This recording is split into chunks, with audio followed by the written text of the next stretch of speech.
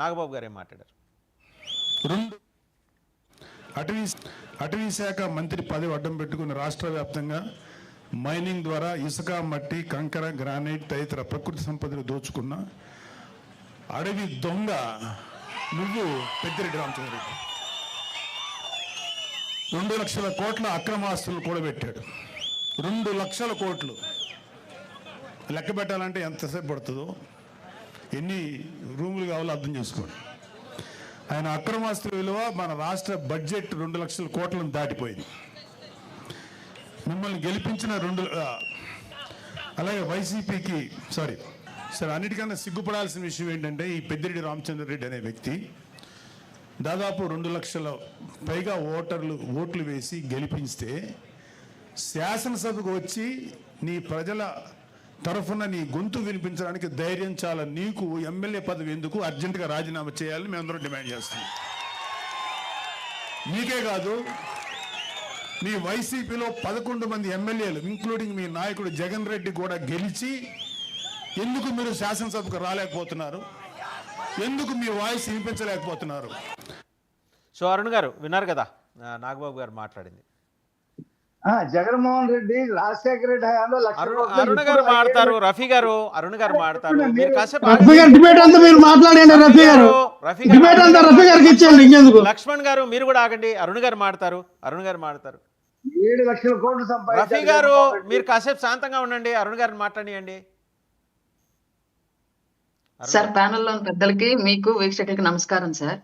గత 5 ఏళ్ల పాటు ప్రకృతి వనరులన్నీ కూడా ఇష్టారీతిగా పదవిని, అధికారాన్ని అడ్డం పెట్టుకుని దోచుకున్నారు అన్న విషయం మనందరికీ తెలిసిందే సార్. దానికి సంబంధించి ఋషికొండ విషయం కానివ్వండి, రాష్ట్ర వ్యాప్తంగా భూముల విషయం కానివ్వండి, ఎర్రమట్టి దిబ్బలు కానివ్వండి, ఇసుక కానివ్వండి, ఇలా అన్ని విషయాల్లో ప్రతి నాయకుడికి హస్తం ఉంది. కాకపోతే పెద్ద స్థాయి, చిన్న స్థాయి, నియోజకవర్గ స్థాయి, ఇలా రకరకాల గ్రేడ్లుగా విభజించుకొని ఆంధ్రప్రదేశ్ ప్రజల యొక్క ప్రకృతి వనరులని ఇష్టారీతిగా తిన్నారన్న విషయం ప్రతి ఒక్కరికి తెలుసు.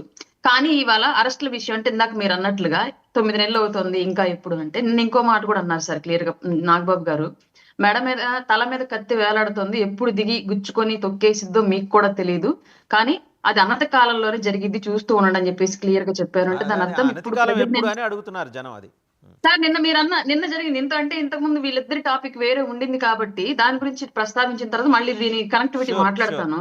నిన్న సభ జరుగుతున్నప్పుడు ఆ కుర్రాడు వచ్చి క్వశ్చన్ చేశాడు. దేని గురించి క్వశ్చన్ చేశాడు? ఎవరిని అరెస్ట్ చేయలేదు ఏందని చెప్పి క్వశ్చన్ చేయలేదు కదా, పథకాలు ఇవ్వలేదు ఏంటని క్వశ్చన్ చేశాడు. నిజంగానే వచ్చి అడగచ్చు కదా. లేదండి, నేను చెప్తాను 100% అడగచ్చు సార్, దాన్ని కాదని నేను అనట్లేదు. అందుకు చంద్రబాబు నాయుడు గారు కూడా ఏమి సీరియస్ గా రియాక్ట్ అవ్వలేదు. కానీ ఒక పబ్లిక్ సభ, ఒక ప్రజాప్రతినిధి, పైగా ఒక స్టేట్ కి సీఎం గా ఉన్నటువంటి వ్యక్తి సభ జరుగుతున్నప్పుడు అట్లాంటి అలజడులు, అల్లర్లు జరిగితే సహజంగానే పోలీస్ యంత్రాంగం ఏం చేసిద్దో అదే చేశారు 100%. అది 100% కరెక్టే. దాన్ని కూడా మీరు సివిలియన్ పట్ల ఇలా ప్రవర్తిస్తారా అని చెప్పేసి అడిగే క్వశ్చన్ కూడా లేదు అక్కడ. ఎందుకంటే సెక్యూరిటీ రూల్స్ అవి, అలా క్వశ్చన్ చేయకూడదు. సివిలియన్ అయినప్పటికీ కూడా అట్లాంటి సభలో అట్లా క్వశ్చన్ చేసే పద్ధతి అయితే అది కాదు కాబట్టి తీసుకెళ్లారు సార్. రెండోది, చంద్రబాబు నాయుడు గారు అవుట్డేటెడ్ పాలిటిక్స్ అన్నారని ఇందాక ఆయన ఫీల్ అవుతున్నారు సార్. ఎందుకు అన్నారు అంటే క్లియర్ గా చెప్తాను వినండి. జనరల్ గా ఆ కుర్రాడు వయసు ఎంత ఉంది? నిన్న 25 లోపు ఉంది వయసు. సూపర్ 6 పథకంలో సహజంగా మేము ఇచ్చినటువంటి హామీలు సంబంధించి ఏమున్నాయి? యువతకి ఉద్యోగాల కల్పన ప్రధానంగా, 20 లక్షల ఉద్యోగాల కల్పన ప్రధానంగా. దానికి సంబంధించి ఆంధ్రప్రదేశ్ కి సంబంధించి కేంద్రం నుంచి కానివ్వండి, ఇతర యూనివర్సిటీల నుంచి కానివ్వండి, నిరంతరము ఉద్యోగాల వేట, అలాగే రాష్ట్రానికి పెట్టుబడుల వేట నిరంతరం కొనసాగిస్తూనే ఉన్నారు. ఆ విషయం అందరికీ తెలుసు. దావోస్ వెళ్ళిన దగ్గర నుంచి కానివ్వండి, స్టేట్ లోకి వచ్చి మోడీ గారు 2 లక్షల పెట్టుబడుల కోట్లకు సంబంధించి, గ్రీన్ ఎనర్జీకి సంబంధించి వైజాగ్ వేదిక చేసినటువంటి సభ కానివ్వండి, ఇవన్నీ కూడా క్లియర్ గా ఫర్దర్ డేస్ లో యువతకి ఆంధ్రప్రదేశ్ లో ఉపాధి కల్పించే విధంగా చేస్తున్నటువంటి పనులే. రెండో విషయం వచ్చేటప్పటికి రైతులకి 20,000 అనేది ఇస్తామన్నారు సార్. దానికి సంబంధించి ఆల్రెడీ మొన్న చంద్రబాబు నాయుడు గారు క్లియర్ గా ఆయన విజన్ ఏంటో ఆయన క్లియర్ గా చెప్పారు. తర్వాత మహిళలకు వచ్చి ఉచిత బస్సు, ఆ తర్వాత పిల్లలకు వచ్చి చదువుకునే పిల్లలకు 15,000 డబ్బులు, ఆ తర్వాత ప్రతి మహిళకి 1,500 నెల డబ్బులు. వీటన్నింటిలో ఆ కుర్రగారు అంత అగ్రెసివ్ గా వెళ్ళి ఒక ముఖ్యమంత్రిని నిండు సభలో సెక్యూరిటీ ఉండగా కూడా ప్రశ్నించేటువంటి పథకం ఆ కుర్రాడికి ఏది వర్తించింది? వీటిలో మీరు చెప్పండి.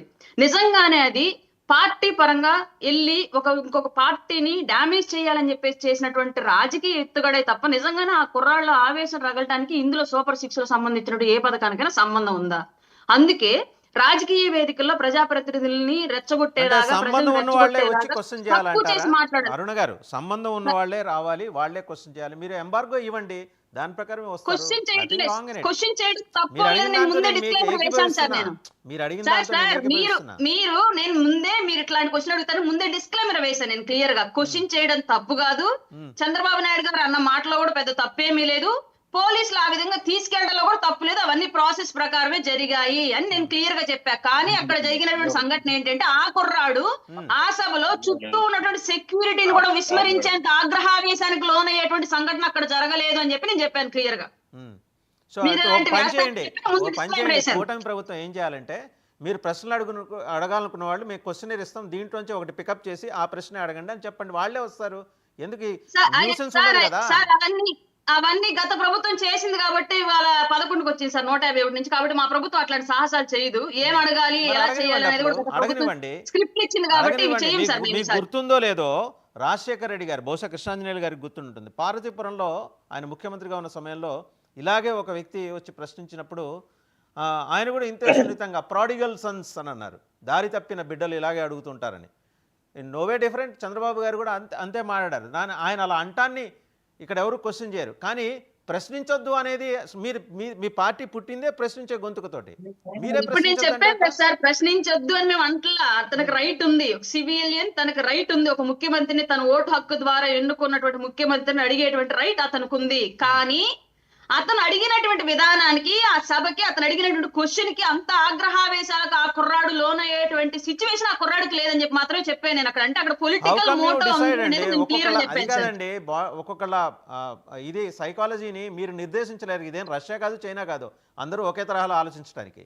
అతనికి ఆవేశం ఉంటుంది. మీరే అన్నారు 25 ఏళ్ళ కుర్రాడని. ఆ 25 ఏళ్ళ కుర్రాడికి ఆవేశం ఉంటుంది. అందుకే చెప్తాను నేను, పొలిటికల్ మోటో ఏదో ఉంది కాబట్టి చేశారు. And let me continue sir. నిన్న ఇప్పుడు మీరు అన్నారు ఎప్పుడు అరెస్టులు చేస్తారు అని చెప్పేసి, ఇదే సార్. ఎందుకంటే ఇది మాత్రమే గవర్నమెంట్ ముందుగా ఎక్స్పెక్ట్ చేస్తోంది కాబట్టి ప్రజలకు అవసరమైనటువంటి అవసరాలను ముందు నెరవేర్చిన తర్వాత ఇట్లాంటి అంశాల మీద దృష్టి పెట్టాలి. జరిగిన కుంభకోణాలు దాదాపు మీ నాదెళ్ల మనోహర్ గారు బయట పెట్టినవే 25,000 కోట్ల రూపాయలు ఉన్నాయి. దానికి సంబంధించి వదిలేశారు. ద్వారంపూడి చంద్రశేఖర్ రెడ్డి సైడ్ లేనప్పుడు హ్యాపీగా ఆయన వ్యాపారాలు ఆయన చేసుకుంటున్నాడు. తెర మీద కొత్త ప్లేయర్స్ అందరూ వచ్చారు. కేవీరావు ఎపిసోడ్ వచ్చింది, సాయిరెడ్డి గారు రాజీనామా, సబ్సిక్వెంట్గా జరిగిన డెవలప్మెంట్స్ అని మీకు తెలుసు. ఏమైపోతున్నారండి వీళ్ళందరూ? నాకు అర్థం కాదు. ఓ పక్క ఆయన యూకే వెళ్ళిపోతాడు, ఆయన ఆయన వెళ్తాడు, కోర్టుకి వెళ్తాడు. లేదండి నేను మా అమ్మాయిల గ్రాడ్యుయేషన్ సెరమనీ ఉంది, దానికి అటెండే వచ్చాను, ఇచ్చేస్తారు. ఇంతేనా? ఈ 2-3 ఏళ్ళు ఇట్లా నడుస్తుందా? ఎవరైనా సరే చట్ట ప్రకారమే వెళ్ళాలి సార్. మీకు యాంగ్జైటీగా ఉందని, మాకు ఆవేశం ఉందని చెప్పేసి వాళ్ళ దగ్గర. మీకు యాంగ్జైటీ ఉంది. మీరు ఎన్నికల ముందు మీరేం చెప్పారు? ఇంత దస్తాలు చూపించారు. నేను మళ్ళీ ఐ రీట్రేట్, దస్తాలు చూపించారు. మా దగ్గర ఇంత ఎవిడెన్స్ ఉందని. ఏమైంది ఆ ఎవిడెన్స్? మాకు యాంగ్జైటీ కన్నా ప్రస్తుతం బాధ్యత ఎక్కువ ఉంది. మా మీద ఉన్నటువంటి బాధ్యత నిర్వర్తించడం. మీరు కరుడుగట్టిన నేరస్తుల్ని జైల్లో పెట్టినప్పుడు మీ మీద విశ్వాసం ఉంటుంది అరుణ గారు. ఒకసారి కృష్ణాంజనేయులు గారి దగ్గర పెట్టండి. అదే 2-3 ఏళ్ళు టైం తీసుకోండి. కృష్ణాంజనేయులు గారు మాట్లాడతారు ఈ లోపల. కృష్ణాంజనేయులు గారు నిన్న ముద్రగడ పద్మనాభం గారి ఇంటి మీద, ఒక నిమిషం రఫీ గారు మీ దగ్గరకు వస్తాను. ఇంకా బాజీ గారు మాట్లాడాలి, కృష్ణాంజనేయులు గారు మాట్లాడాలి. కాస్త ఓపిక పట్టండి. హ్యావ్ సమ్ టీ ఈ లోపల. కృష్ణాంజనేయులు గారు, నిన్న ముద్రగడ పద్మనాభం గారి నివాసంలో దూసుకొచ్చిన ఒక ట్రాక్టరు ఆయన ఇంట్లో విధ్వంసం సృష్టించింది. ఆ కుర్రాడు తాగుబోతని నిర్ధారించారు.